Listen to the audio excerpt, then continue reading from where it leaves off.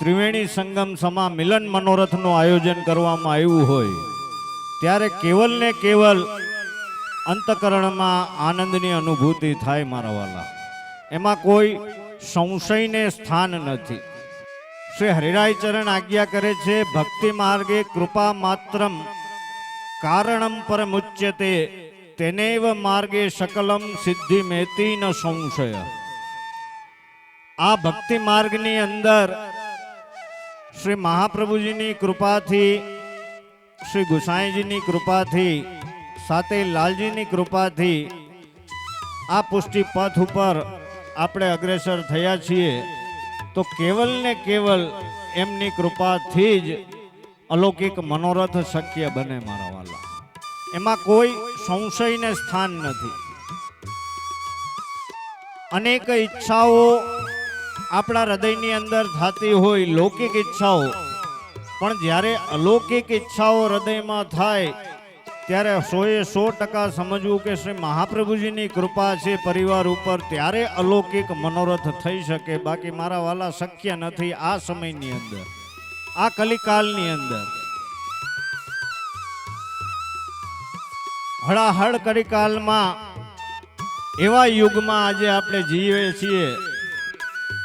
સત્ય પર અસત્યનું, શાંતિ પર અશાંતિનું, ધર્મ પર અધર્મનું જાણે આવરણ છવાઈ ગયું હોય, જાણે પૂનમની રાતે અમાસનું અંધારું. આવી સ્થિતિમાં મારા વાલા આપણે જીવી રહ્યા છીએ. પણ શ્રી મહાપ્રભુજીની કૃપા છે કે કૃપાના બળે આજે મારા વાલા આપણે ટકી રહ્યા છીએ. પૂર્ણ પુરુષોત્તમ પ્રભુ શ્રી ગોવર્ધન ધરણ પ્રભુની પરમ કૃપાથી આજે આ કલયુગમાં પણ આપણે ટકી રહ્યા છીએ. શ્રી મહાપ્રભુજીએ જીવ ઉપર એટલી કૃપા કરી, ભક્તિ માર્ગ રૂપી એવો પથ જીવને બતાવ્યો કે અહીંયા કોઈ સાધન કરવાની જીવને જરૂરિયાત નથી. કેવલ ને કેવલ ભગવાનને પ્રેમથી વશ કરવાના છે, ભગવાનને સ્નેહથી વશ કરવાના છે, ભગવાનને ભક્તિથી વશ કરવાના છે. અહીંયા કોઈ સાધન કામ આવવાનું નથી. એવો ભક્તિ માર્ગ, એવો પ્રેમનો માર્ગ, એવો સ્નેહનો માર્ગ કે જ્યાં અનન્ય શરણાગતિનો ભાવ જીવના હૃદયમાં હોય, ભગવાન માટેનો પ્રેમ જીવના હૃદયમાં હોય, તો ભગવાન કૃપાનું દાન એ જીવ ઉપર કરે. ત્યારે એ જીવના હૃદયમાં અલૌકિક ઈચ્છાઓ ઉત્પન્ન થાય. આજે આપણે જોઈએ કે લૌકિક ઈચ્છાઓ તો આપણને અનેકવિધ થતી હોય મારા વાલા. પાર્ટી કરી આવીએ, ગેટ ટુગેધર કરી આવીએ, જમણવાર ગોઠવી લઈએ, પણ જ્યારે હરિગુરુ વૈષ્ણવ માટેનો ભાવ હૃદયમાં હોય કે મુઠ્ઠી સામગ્રી અંગીકાર કરાવીએ પ્રભુને, અને પ્રભુ પછવાડે ગુરુદેવને, અને ગુરુદેવ પછવાડે વૈષ્ણવોને એ મહાપ્રસાદ લેવડાવીએ, ને એવો ભાવ હૃદયમાં હોય, એનું નામ મનોરથ. અને એ મનોરથમાં જ્યારે ભક્તિ અને જ્ઞાન પીરસવામાં આવે તો ત્યારે જ મારા વાલા એ મનોરથ સાર્થક થાય. ત્યાં સુધી બધું જ નકામું છે. અત્યારે આપણે જોઈએ કે પરિસ્થિતિ એટલી હદે ખરાબ થઈ ગઈ છે કે આપણે આપણી મૂળભૂત સંસ્કૃતિને ભૂલતા ગયા છીએ. પશ્ચિમી જગતની સંસ્કૃતિથી એટલા બધા પ્રભાવિત થઈ ગયા કે આપણી મૂળભૂત સંસ્કૃતિને આપણે માળીએ ચડાવી દીધી. આપણા સંસ્કાર, આપણું કલ્ચર એ બધું જ આપણે ભૂલતા ગયા છે. આપણી વાણી પણ બદલાઈ ગઈ છે, આપણો પહેરવેશ પણ બદલાઈ ગયો છે, અને આપણું ખાનપાન પણ, આપણું ભોજન પણ બદલાઈ ગયું છે. એવી સ્થિતિ આવીને ઊભી રહી છે. ને એવી સ્થિતિમાં આપણે જોઈએ છીએ કે આજે 70 થી 80% માણસો નકારાત્મક ઉર્જામાં જીવે છે. તમે જોજો, અમે તો આ બહુ ઓબ્ઝર્વ કરીએ, જ્યાં પણ જાય ને ઓબ્ઝર્વ કરીએ કે આજે 60% 65% હોગિયા લઈને ફરતા હોય માણસ. હોગિયામાં તો સમજાય ને અહીંયા તો વાંધો નહીં, હોગિયા લઈને ફરતા હોય. આપણને એમ થાય કે આનું હું બગાડ્યું છે આપણે કે આટલું બધું હોગ્યું લઈને ફરે છે સંસારમાંથી, એને રસ ઉડી ગયો હોય, ક્યાંય આનંદ ના રહ્યો હોય, ક્યાંય સ્મિત ના રહ્યો હોય, ચહેરો જુઓ તો તમે એવો નિમાણો થઈ ગયો હોય. એનું મોટામાં મોટું કારણ છે કે એની પોઝિટિવ એનર્જી એનામાંથી પૂરી થઈ ગઈ છે. કારણ શું કે જ્યાંથી પોઝિટિવ ઉર્જા મળવી જોઈએ ત્યાં એ જાતો ના હોય, જ્યાં નેગેટિવ ઉર્જા મળતી હોય ત્યાં એનો સંગ થતો હોય. હવે જે લૌકિક રોદણા રોતું હોય, આખો દી લૌકિક રોદણા જ રોતો હોય, પગ હાજો નથી, ગોઠણ હાજો નથી, હાંધો હાજો નથી, મણકો હાજો નથી, પ્રભુ પાસે વિનંતી કરે તો લૌકિક રોદણાની જ વિનંતી કરતા હોય કે ભગવાન મારો ધંધો હારો થઈ જાય, ગોઠણ હારો થઈ જાય, મણકો હાજો થઈ જાય, છોકરાના લગ્ન થઈ જાય, દીકરીના લગ્ન થઈ જાય, ધંધો હારો થઈ જાય. લૌકિક જ માંગણી કરતા હોય ભગવાન પાસે. પણ તો પણ સારું છે કે ભગવાન પાસે જો સન્મુખ થતો હોય ને તો ક્ષણવારની સન્મુખતા પણ મારા વાલા તમારા કોટી અપરાધોને ધોઈ નાખે. પણ એક ક્ષણવારની સન્મુખતા પણ નથી રહી આપણી મારા વાલા. એવા માણસો પાસે જઈને બેઠક આપણી થઈ ગઈ છે કે નકારાત્મક ઉર્જા, એ નેગેટિવ એનર્જી એટલી બધી એ તમારી અંદર નાખી દે, એના રોજણા રોઈને અને ઈ પાછા તમે લઈને તમારા ઘરે આવો એટલે તમારા ઘરમાં તમારે એ જ ઉપાધિ, આદિ વ્યાધિ ને ઉપાધિ, આ ત્રણ કોથરા લઈને અત્યારે જગતમાં માણસ ફરે છે.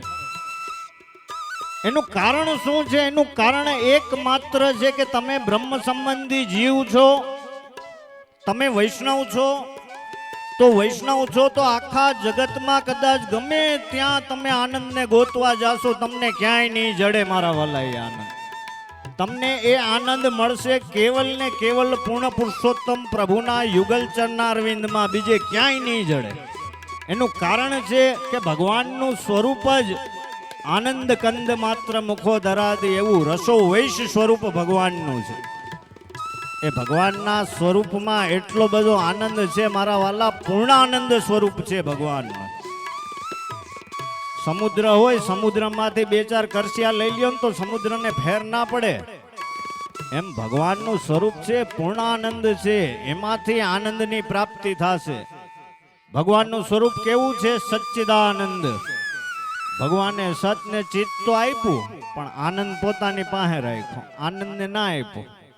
આનંદ જોતો હોય તો એની પાસે જ જવું પડે તો જ આનંદ મળે.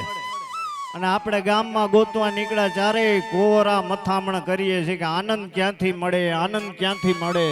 એ આનંદને ગોતવામાં આપણે ફેરે રાખીએ છીએ ને આપણા દિવસો કલાકો આપણે બધું જ વેડફી નાખીએ છીએ એની જ પાછળ. પછી જ્યારે કાઠિયાવાડમાં કહેવાય ને કે ભીહ આવે એટલે કે ઉપાધિ આવે, ત્યારે ભગવાન યાદ આવે. આદિ વ્યાધિ ઉપાધિ એટલી થઈ ગઈ હોય, બધી બાજુથી હલવાઈ ગયો હોય, ટૂંકમાં હથિયાર બધા હેઠા પડી ગયા હોય, ત્યારે ભગવાન યાદ આવે ને ત્યારે ભગવાન પાસે જાય ને ભગવાનને વિનંતી કરે કે ભગવાન કૃપાનું દાન કરો, પ્રભુ કૃપાનું દાન કરો. પ્રભુ સામે જોતા જ નથી. મેં એવો હું ગુનો કર્યો છે કે મારી જ્યારે આવું થાય? અરે મારા વાલા, એક વસ્તુને યાદ કરજો કે આપણે પ્રભુને ક્યારે યાદ કરીએ છીએ? સુખ में सुमिरन दुख में सुमिरन सब करे, सुख में करे ना कोई, जो सुख में सुमिरन करे तो दुख काहे को होय. સુખ રૂપી પ્રસંગો હોય ને ત્યારે ભગવાન યાદ ના આવે, પણ જ્યારે જીવનમાં દુઃખ આવે ત્યારે જ ભગવાન યાદ આવે છે. સુખમાં ક્યારેય ભગવાન યાદ નથી આવતા. અમને તો નથી સાંભળતું, બહુ ઓછા એવા જીવડા હોય. બાકી અમે તો લગભગ એવું જ જોયું કે સુખ આવે ને ત્યારે સૌથી પહેલા ભગવાનનો જ વારો નીકળે. ઘરમાં ઠાકોરજી બિરાજતા હોય ને કે ઘરમાં લગ્ન પ્રસંગ આવ્યો એટલે હવે આનું શું કરવું, આને ક્યાં પધરાવા? અરે તારી ભલી થાય, તને ઘરમાં કોઈ ના નડ્યું ને ઈ જ નડ્યો. એક ગોખલામાં એ નંદ નંદન કે પ્યારે એવા પુષ્ટિ પુરુષોત્તમ પ્રભુ મારા વાલા શ્રી મહાપ્રભુજીની કૃપાથી બિરાજે છે. તમને કોઈ ના નડ્યું ને ઈ જ નડ્યો. આજે તો આપણી એવી સ્થિતિ થઈ ગઈ છે અરે મારા વાલા, તમારા ઘરમાં કંઈક શુભ પ્રસંગો હોય ને તો સૌથી વધારે આનંદ તમારા બાળકને થાય. કારણ કે મહેમાનો આવે, નિત નવીન વસ્ત્રો ધારણ કરવા મળે, વાનગીઓ ખાવા મળે, એટલે બાળકને સૌથી વધારે આનંદ થાય. તો મારા વાલા, આ પણ નંદરાયજી અને યશોદાજીનું બાળક છે. એ બાળકને કેટલી પ્રસન્નતા થાય કે મારા જીવને ઘરે કંઈક પ્રસંગ છે. કાંઈ તમે ના કરી શકો તો બીજું કાંઈ નહીં, પણ રંચક મુઠ્ઠી સામગ્રી અંગીકાર કરાવો પ્રભુને, રંચક વસ્ત્ર અંગીકાર કરાવો તમારા પ્રભુને. પણ નહીં, આનું શું કરવું, એને ક્યાં પધરાવવા, કોઈ ના નડે ને આપણને ભગવાન નડે. આવી સ્થિતિમાં આપણે જીવીએ છીએ મારા વાલા. આપણે બધું જ ભૂલી ગયા છીએ. શ્રી મહાપ્રભુજીની કેટલી કૃપા છે કે ત્રિભુવનનો નાથ છે મારા વાલા, એને કોઈ કમી નથી. ત્યાં યુથોના યુથ એની સેવામાં છે. છતાં પણ શ્રી મહાપ્રભુજીની કૃપાથી, મહાપ્રભુજીની કાનીથી આજે આપણા ઘરમાં નાનકડા કબાટમાં, નાનકડા ગોખલામાં, નાનકડા જાપીજીમાં, નાનકડા કબાટમાં પણ એ ભગવાન રહેવા તૈયાર. ત્રિભુવનનું સુખ છોડીને તમારા નાનકડા કબાટમાં, તમારા ગોખલામાં જો ભગવાન રહેવા તૈયાર છે, પણ આપણે રાખવા તૈયાર નથી. આ દુઃખની વાત છે. એટલી હદે આપણે આપણી સંસ્કૃતિને ભૂલી ગયા છીએ, આપણા કલ્ચરને આપણે ભૂલી ગયા છીએ. અરે મારા વાલા, કમસે કમ હૃદયમાં એ ભાવ હોવો જોઈએ કે હું વૈષ્ણવ છું, હું શ્રી વલ્લભનો સેવક છું. આ ભાવ હૃદયારૂઢ કરો ને તો પણ પ્રભુ કૃપાનું દાન કરે. એ વૈષ્ણવતાની ખુમારી આપણી અંદર હોવી જોઈએ કે અમે રાજના ખાસા ખવાસ રે, ગોકુલ સાસરીએ જાવું રે, મારે લટકે ને મટકે. એ ભાવ તો રાખો. આજે એ ભાવ જ આપણો નથી રહ્યો, અને આદિ વ્યાધિ ને ઉપાધિ ના કોથરે કોથરા લઈને આ સંસારમાં ફેરે રાખીએ છીએ ને ગોતીએ છીએ આનંદ. આનંદ ક્યાંથી મળે? અરે મારા વાલા, આનંદ તમારા ખોળામાં શ્રી મહાપ્રભુજીએ કૃપા કરીને પધરાવી દીધા છે. પરમ કૃપાલ શ્રી વલ્લભ નંદન કરત કૃપા નિજ હસ્ત દે માથે, જે જન શરણ આયે અનુસરહી ગ્રહી શોપત શ્રી ગોવર્ધન. કોઈ પોતાના પુત્રને કોઈને આપી શકે? ના આપી શકે. કોઈ પોતાના ધણીને આપી શકે? ના આપી શકે. તમારી પાસેથી તમારો ધણી માંગી આપો, તમે ના આપો. તો અહીંયા તો મહાપ્રભુજીએ પોતાનું સર્વસ્વ તમને સોંપી દીધું છે મારા વાલા. અલૌકિક ધણીને તમને સોંપી દીધા છે. ગ્રહી શોપત શ્રી ગોવર્ધનનાથ. તમે જેમ રાખો એમ ભગવાન રહેવા તૈયાર છે. તમે જેમ સેવા કરો એમ સેવા કરાવડાવવા ભગવાન તૈયાર છે. ગીતામાં ભગવાન સ્વયં આજ્ઞા કરે છે, યે યથા મામ પ્રપત્યંતે તાંસ તથૈવ ભજામ્યહમ. જે જીવ મારું ભજન જે રીતના કરશે એનું ભજન હું એ રીતના કરીશ. મારા વાલા, અહીંયા તો શ્રી મહાપ્રભુજીની કૃપા છે. જેમ રાખો એમ ભગવાન રહેવા તૈયાર. જ્યારે જગાડો ત્યારે જાગવા તૈયાર, જ્યારે અરોગાવો ત્યારે અરોગવા તૈયાર, જ્યારે પોઢાડો ત્યારે પોઢવા તૈયાર. આ તો શાશ્વત લીલા છે મારા વાલા, આ નિત્ય લીલા છે. તો પણ આપણે નથી સમજી શકતા કે આટલું બધું ફ્લેક્સિબલ વાતાવરણ શ્રી મહાપ્રભુજી આપણને આપી દીધું છે. કોઈ સવારે 4 વાગ્યામાં ભગવાનને જગાડે તો ભગવાન જાગવા તૈયાર. કોઈ 7 વાગે, કોઈ 8 વાગે, કોઈ 9 વાગે, કોઈ 11 વાગે, કોઈ મારો બેટો સૂર્યવંશી 12, 1, 2 વાગે ભગવાનને જગાડે તોય ભગવાન જાગવા તૈયાર. આનાથી મોટી કૃપા બીજી કઈ હોય? મર્યાદા અને પુષ્ટિમાં આ જ ભેદ છે મારા વાલા. મર્યાદામાં ભક્ત ભગવાનને આધીન છે અને પુષ્ટિમાં ભગવાન ભક્તને આધીન છે. આ જ વિલક્ષણતા પુષ્ટિની છે. એ ભાવને કમસે કમ સમજીએ, મનોરથના ભાવને આપણે સમજીએ. આજે આપણે સ્થિતિ એવી કરી નાખી છે કે ગેટ ટુગેધર ક્યાંક પાર્ટીમાં ગયા હોય એવું વાતાવરણ આપણે ઊભું કરીએ છીએ. આપણે એવું વાતાવરણ ઊભું કરવાની જરૂર નથી. આપણે આપણું જે મૂળ છે બસ એને સાચવી રાખવાની જરૂરિયાત છે. શ્રી મહાપ્રભુજી આજ્ઞા કરે છે કે તમે બ્રહ્મ સંબંધી જીવ છો, તમે વૈષ્ણવ છો, તો સૌથી પહેલું કાર્ય તમારું છે કૃષ્ણ સેવા સદા કાર્ય. તમે કૃષ્ણ સેવા પરાયણ છો કે નહીં, પોતાની જાતને પૂછો. તમે સેવા પરાયણ નથી તો સત્સંગ કરો છો, સ્મરણ કરો છો, સ્મરણ પરાયણ પણ નથી, તો પણ શ્રી મહાપ્રભુજી કૃપાનું દાન કરે છે કે તમારા હૃદયમાં કૃષ્ણ માટે આ જીવન પર્યંતની અનન્ય શરણાગતિનો ભાવ જો હૃદયમાં હોય ને તો સેવા કરવાની એ જરૂર નથી અને સ્મરણ કરવાની એ જરૂર નથી. પણ આપણા હૃદયમાં એવો ભાવ નથી અનન્ય શરણાગતિનો. આપણે તો નાનું એવું દુઃખ આવી જાય તો તરત જ ડગી જાય. નાના એવા દુઃખમાં આપણે તરત ડગી જાય. દોરા, ધાગા, તાવીજ, ભોજપત્ર, ભૂવા ધૂણાવીએ, ન કરવાના ધંધા કરીએ. મારા વાલા, એક વસ્તુને યાદ રાખજો કે શ્રી મહાપ્રભુજી જેવા સામર્થ્યવાન ગુરુદેવ તમારી ઉપર બિરાજમાન છે, અને જેણે 7 દિવસ અને 7 રાત ગોવર્ધનને ધારણ કર્યો એવા શ્રીનાથજી બાવા તમારી ઉપર બિરાજમાન છે. કોઈના બાપની તાકાત નથી કે તમારો વાડે વાકો કરી શકે. કમ સે કમ એ ભાવને તો દ્રઢ કરો કે અમે કોણ છીએ, અમારા પુષ્ટિ પુરુષોત્તમ પ્રભુ કોણ છે. એ ભાવને જો આપણે સમજી જઈએ ત્યારે વૈષ્ણવતાની ખુમારી આપણી અંદર આવે અને એ સંસ્કાર આપણી અંદર સુદ્રઢ થાય, અને ત્યારે આપણે વૈષ્ણવતાના પથ ઉપર, એ પુષ્ટિ પથ ઉપર આપણે અગ્રેસર થઈ શકીએ. મારા વાલા, સમય એટલો વિપરીત આવ્યો છે કે આ સમયમાં આપણે આપણા બાળકોમાં, યુવાનોમાં જો બરાબર ધ્યાન નહીં આપીએ તો આના પરિણામ બહુ માઠા આવશે. એની સ્થિતિ આજે આપણે જોઈએ છીએ કે આજે એવી સ્થિતિ થઈ છે કે ઘરમાં ઠાકોરજી બિરાજતા હોય પણ ઘરમાં નાનો બાળક કે યુવાન હોય એ દંડવત કરવા માટે પણ તૈયારી નથી એની. એને ધરાડ નમાડવો પડે કે ન માય દંડવત કર.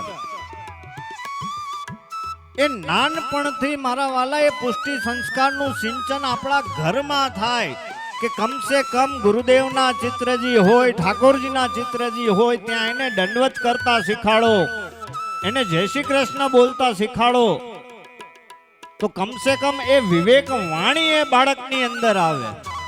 આ આપણી ભૂલ છે કે આપણે આપણા બાળકોને સંસ્કાર નથી આપતા. ત્યારે એવી સ્થિતિ બને છે કે બાળકને ધરાડ નમાડવો પડે કે નમ નમ. અમે જોઈએ ઘણી વાર દંડવત કરાવવા લઈ આવે ને ધરાડ 4 જણા તો જાલીને રાખે ને નમાડે. નહીં નહીં, અરે રેવા દો ને ભાઈ, નથી કરવા એને તો રેવા દો, મેલી દો તડકે.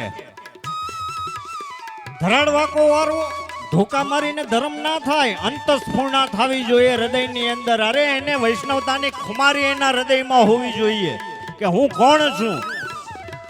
તમે વલ્લભનું સ્વરૂપ કયો છો દરેક આચાર્ય બાલકને કે શ્રી મહાપ્રભુજીનું સ્વરૂપ છે, તો મારા વાલા તમારું સ્વરૂપ શું છે એ પણ જાણો, સ્વજ્ઞાન કરો કે એ જ 84,252 ભગવદીઓનું, એ જ વૈષ્ણવનું સ્વરૂપ તમારું છે. તમારા સ્વરૂપને પણ જાણો. જ્યાં સુધી હરિગુરુ વૈષ્ણવના સ્વરૂપને નથી જાણ્યું ત્યાં સુધી મારા વાલા બધું જ અધૂરું છે. હું તો દરેક જગ્યાએ કહું છું, જ્યાં જાઉં ત્યાં, કે આજે સમૃદ્ધિ બહુ આવી ગઈ બધી રીતના. જમીનના ભાવ વધ્યા ને એટલે ધબધબાટી, બુંદી ગાંઠિયા ને જમાવટના પાટિયા, એવડી સમૃદ્ધિ આવી ગઈ. કારણ કે જમીનના ભાવ થઈ ગયા એવા, એટલે લૌકિક દ્રષ્ટિથી તો સમૃદ્ધિ બહુ આવી ગઈ. પણ આજે ગરીબી છે કેની ખબર છે? સંસ્કારની ગરીબીમાં આપણે જીવીએ છીએ. સંસ્કારની ગરીબીમાં આપણા બાળકોને, આપણા યુવાનોને જો ચોક્કસ માર્ગદર્શન આપવામાં આવે, ચોક્કસ રાહ બતાવવામાં આવે તો મારા વાલા એમના જીવન ઉન્નતિના શિખરો સર કરે.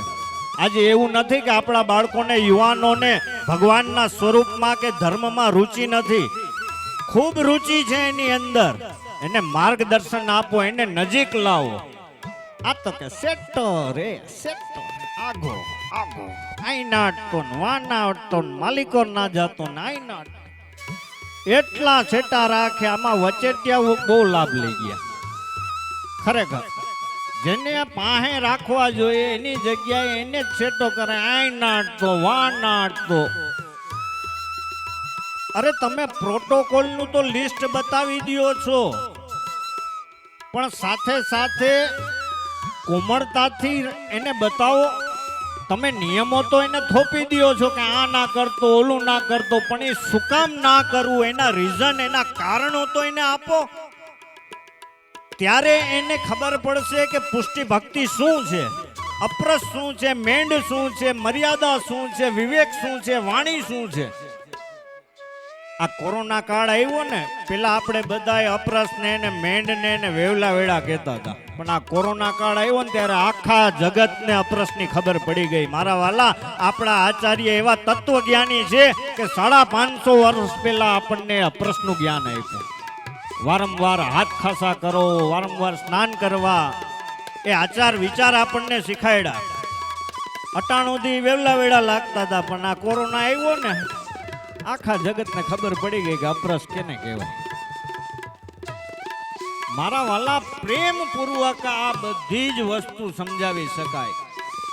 એક નાનો બાળક હોય, એ બાળકને હું એમ કહું કે અહીં ના અટતો, છેટો રે, આ એક વાક્ય થયું. અને બીજું વાક્ય એમ થયું કે બેટા અહીંયા ના અડાયો, અહીંયા ના અવાય. શું કામ ના અવાય? એનું કારણ એ છે કે તું ચારેય બાજુ અડીને આવ્યો હોય, એ જમ્સ બેક્ટેરિયા ઠાકોરજીને ના લાગી જાય, એટલે અહીંયા ના અવાય. આ સીધું ને સિમ્પલ કારણ. પ્રેમ પૂર્વક એને સમજાવવામાં આવે તો એના અપ્રસની ખબર પડે, એને મેંડ મર્યાદાની ખબર પડે. પણ નહીં, સેટો રે, આઘો રે, આઈ ના આવતો, વા ના ઓલાને એમ થાય કે આ લપમાં કોણ પડે, એના કરતા છેટું રહેવું સારું. અરે મારા વાલા, કહત સબન સો, આવો આવો, અહીંયા છેટા નથી કરવાના. તમે ક્યારેક આવો રાજકોટ, અમારે ત્યાં તમે જુઓ જુવાનિયાઓની ફોજ, કે કેવા છોકરાઓ કેવા નજીક આવે પ્રભુની પાસે, કેવા કીર્તન કરે, કેવો આનંદ કરે, કેવી સજાવટ કરે પ્રભુની. એ જ તો આ માર્ગની વિલક્ષણતા છે મારા વાલા, કે આપણા બાળકો છે એ જ આપણું ભાવિ ભવિષ્ય છે, એ જ આ ધરોહરને આગળ લઈ જશે, એ જ આ સંસ્કૃતિને સાચવશે. પણ આપણે એ કાંઈ વિચાર કરતા જ નથી ને, બસ ગાડરિયો પ્રવાહ જેમ ધોયડો જાય છે, હાયલો જાય છે, એમ હાયલા જ જાય છે, હાયલા જ જાય. જે થાવું હોય જોયું જા. પછી જઈએ ઓલો આડો હાલે, કાંઈ થયું હોય, ઉપાધિ થઈ હોય, ત્યારે પાછા અમારી પાસે જ આવે, આવીને કહે કે આમ કર્યું છે, MCX માં ઉલારી દીધા, સટ્ટો કર્યો ને ઓલું કર્યું ને આડે પાટે સડી ગયો છે, રસ્તો શું કઈ માથું ખંજવારતા આવે કે હવે શું કરવું. અરે પણ આપણે પહેલેથી જો એને સંસ્કારનું સિંચન કર્યું હોય, પહેલેથી આપણે વડીલોની વિવેક વાણીને વર્તન કેવું હોવું જોઈએ એવું શીખાડ્યું હોય, તો મારા વાલા એ સમય જ ના આવે. આજે આપણા બાળકો આપણા વડીલોનું માન સન્માન નથી રાખતા. એવી સ્થિતિ થઈ ગઈ છે કે ઘરમાં વડીલને ભગવત સ્મરણ પણ નથી કરતા, કે સવારમાં ઉઠીને પગે લાગે ને જય શ્રી કૃષ્ણ બોલે, એ ભગવત સ્મરણ પણ નથી કરતા. તો આ સંસ્કાર છે, પુષ્ટિ સંસ્કાર છે. તમે કદાચ ગમે એટલા સમૃદ્ધ થઈ જાય, હું તો એમ કહું છું પ્રભુ તમારી ઉપર એટલી કૃપા કરે કે હજી જમીનના ભાવ વધે ને હજી સમૃદ્ધ થાવ, પણ ભગવદ સેવા પરાયણ થાવ અને તમારા બાળકોને સંસ્કારનું સિંચન કરો, ત્યારે સાચા અર્થમાં સમૃદ્ધિ તમારી અંદર આવશે. કે આપણા બાળકો જ આપણું ભવિષ્ય છે. એ બાળકોનું જીવન ઉન્નતિના શિખરો સર કરે એવી વૈષ્ણવતા વાળું જીવન મારા વાલા જીવવાનું છે, અને એ સંસ્કારોનું સિંચન એનામાં રેડવાનું છે. તમારા વડીલો હોય ને, એને સૌથી વધારે આનંદ ક્યારે થાય કે જ્યારે તમે કાંઈક અલૌકિક કાર્ય કરતા હોય ને, ત્યારે તમારા વડીલો તમને આશીર્વાદ આપે. આ આશીર્વાદનો મતલબ સમજો મારા વાલા, આશીર્વાદ એટલે પુણ્યનું ક્ષય. આજે તમે બાળકો પાસે ને જાતા હોય, દંડવત કરવા જાઓ, ચંસ્પર્શ કરવા જાઓ, તમને આશીર્વાદ આપે. આશીર્વાદ આપે એટલે અમારા પુણ્યનું ક્ષય કરીએ, તમારા પાપના પોટલા અમે લઈ લઈએ અને અમારા ભાગનું પુણ્ય હોય તમને આપી દે. આ આશીર્વાદનો સીધો મતલબ. આ વાતને સમજો. નેગેટિવ ઉર્જા જે માણસની અંદર ભરાઈ ગઈ છે અને નકારાત્મક રીતના અત્યારે માણસ ફરે છે ફોગિયા લઈ લઈને, એના માટે એક જ માત્ર રસ્તો છે કે પૂર્ણ પુરુષોત્તમ પ્રભુ જો ઘરે બિરાજતા હોય તમારા ઘરમાં 2 પેઢીથી 3 પેઢીથી કે ભલે 40 વર્ષ 10 વર્ષથી 5 વર્ષથી, હું તો એમ કહું છું કદાચ આ જ વર્ષે પધરાવ્યા હોય ભલે, તો એ સ્વરૂપની સન્મુખ થાજો. કારણ કે મહાપ્રભુજીની કાનીથી પુષ્ટાવેલા એ સ્વરૂપ છે, એ જ પૂર્ણ પુરુષોત્તમ છે, એમાં કોઈ ભેદ નથી. એ સ્વરૂપની ક્ષણવારની સન્મુખતા તમારા કોટી અપરાધોને ધોઈ નાખશે અને તમારી અંદર પોઝિટિવ ઉર્જા ભરી દેશે. તમને વાઇબ્રેશનનો અનુભવ થશે. આ અનુભવની વાણી હું તમને કહું છું કે તમે અનુભવ કરો. ઘરમાં ઠાકોરજી નથી બિરાજતા તો કાંઈ મૂંઝાવાની જરૂર નથી. ભાવ રાખો, હૃદયમાં તાપ રાખો કે ક્યારેક પ્રભુ ઘરે પધારે અને અમે ભગવત સેવા પરાયણ રહે. અમે તો જ્યાં પધરામણી કરીએ ત્યાં લગભગ એમ જ કહીએ, અમે પૂછીએ ને પુષ્ટાવેલા છે તો કે ના ખેલતા લાલા છે, ખેલીએ ખેલે રાખતો. બીજું હું ખેલતા લાલા, ક્યાં સુધી ખેલવું છે, કેટલું ખેલવું છે? 550 વર્ષથી ખેલીએ છીએ, હવે બંધ કરો ખેલવાનું. હવે તો શ્રી મહાપ્રભુજીની કૃપા થઈ છે મારા વાલા, આવો અવસર પાછો નહીં આવે. આજ નો લાવો લીજીએ રે, કાલ કોણે દીઠી છે. આવો અવસર મળ્યો છે. તમે રંચક મિશ્રી ધરાવો, હું એમ નથી કહેતો કે તમે બધી જ સેવા કરો, તમે પહોંચી શકો એટલું કમસે કમ કરો. મિશ્રી રંચક ધરાવશો ને તો પણ આપણા ભગવાન 56 ભોગ સમજીને મારા વાલા અંગીકાર કરશે, એવી કૃપા છે. તમારા ઘરનું વાતાવરણ બદલાઈ જશે એક ભગવાનના પધારવાથી. અને જો એ શક્ય ના હોય તો જ્યાં પણ નજીકમાં તમારે હવેલી હોય, ગામમાં હવેલી હોય, ક્યાંય પણ હોય, ત્યાં ભગવત દર્શનનો ક્રમ રાખો. તમે મંગળાથી શયન પર્યંતના દર્શનમાં જ્યારે પણ તમે પહોંચી શકો તો એ દર્શનનો ક્રમ રાખો. કારણ કે આખો દિવસ લૌકિકમાં ફર્યા હોય ને, જો ક્ષણવારની સન્મુખતા પ્રભુની થઈ જશે, ગુરુદેવનું સાનિધ્ય પ્રાપ્ત થશે, તો આપ મેળે પ્રભુ કૃપાનું દાન કરશે ને તમારી નેગેટિવ ઉર્જા બધી નીકળી જશે ને તમે પોઝિટિવ ઉર્જાથી ભરાઈ જશો. અને એટલો આનંદનો અનુભવ તમને પોતાને થશે. આ અનુભવ કરીને જોજો. અમે તો વારંવાર જ્યાં જઈએ ત્યાં કહીએ, અમારી પાસે રસ્તો પૂછે કે રસ્તો હું, દુઃખ આવે એટલે પૂછે રસ્તો, એટલે અમે એક જ રસ્તો બતાવીએ. અષ્ટાક્ષર મંત્ર મહામંત્ર છે, આનાથી મોટો બીજો કોઈ રસ્તો નથી જગતમાં, કોઈ રસ્તો નથી. બસ એ જ પ્રભુના ચરણ શરણને પકડી રાખો મારા વાલા. હાવ નાની વાત છેલ્લી કહી દઉં, કારણ કે અમુક આમાં ચહેરા દેખાય છે કે હવે પ્રસાદનો ટાઈમ થઈ ગયો છે, એટલે વધારે લાંબુ નથી જીકવું, ખોટું સમયસર થઈ જાય. ભોજન થાય તો ભજનનો આનંદ આવે ને પાછું આ કીર્તન મંડળીમાં જમાવટ છે ભાઈ નંદલાલ ને, આનંદ છે. છેલ્લી વાત ખાલી કહી દઉં, વધારે લાંબુ સમય નહીં લઉં, પણ મારા વાલા એક વસ્તુ સમજી લ્યો કે આપણે બહુ નાના સૂક્ષ્મ જીવ છીએ, બહુ નાના. ભગવાનના યુથમાં તો ત્યાં યુથોના યુથ છે. ભગવાનના પરિકરમાં તો 4 યુથ આપણે મુખ્ય કહીએ. સ્વામીજીનું યુથ છે, ચંદ્રાવલીજીનું યુથ છે, અગ્નિકુમારિકાજીઓનું યુથ છે અને શ્રી યમુનાજીનું યુથ છે. યુથ એટલે ગ્રુપ બહુ મોટા, ત્યાં વિશાળ સંખ્યામાં, બહુ મોટી સંખ્યામાં વ્રજભક્તો ભગવાનની સેવામાં છે. આપણે એમાં ક્યાંય નથી, આટલું સમજી લેજો કે ત્યાં હજારો લાખોની સંખ્યામાં વ્રજભક્તો ભગવાનની સેવામાં છે.